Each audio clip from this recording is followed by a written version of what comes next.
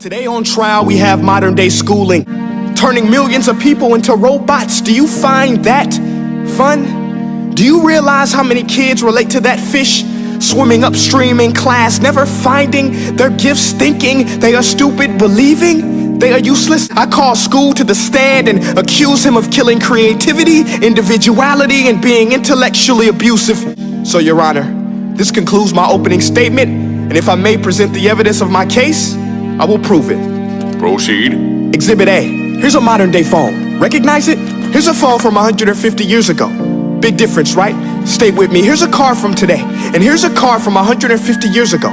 Big difference, right? Well, get this. Here's a classroom of today. And here's a class we used 150 years ago. Now, ain't that a shame? In literally more than a century, nothing has changed. Yet you claim to prepare students for the future? But with evidence like that, I must ask, do you prepare students for the future or the past? Let the record show that you were made to train people to work in factories. Put students in straight rows, nice and neat. Tell them sit still, raise your hand if you want to speak. Give them a short break to eat, and for 8 hours a day, tell them what to think.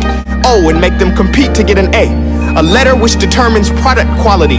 I get it. Back then, times were different. I myself am no Gandhi. But today, we don't need to make robot zombies. The world has progressed. And now we need people who think creatively, innovatively, critically, independently, with the ability to connect. See, every scientist will tell you that no two brains are the same.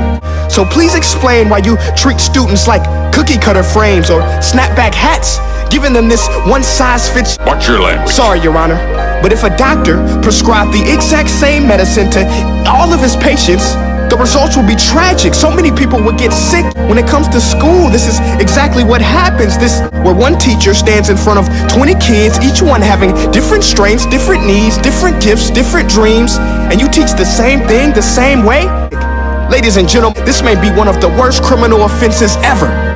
And let's mention the way you treat your employees. I mean, teachers have the most important job on the planet, yet they're underpaid? No wonder so many students are short-changed. Let's be honest, teachers should earn just as much as doctors, because a doctor can do heart surgery and save the life, but a great teacher can reach the heart of that kid and allow him to truly live.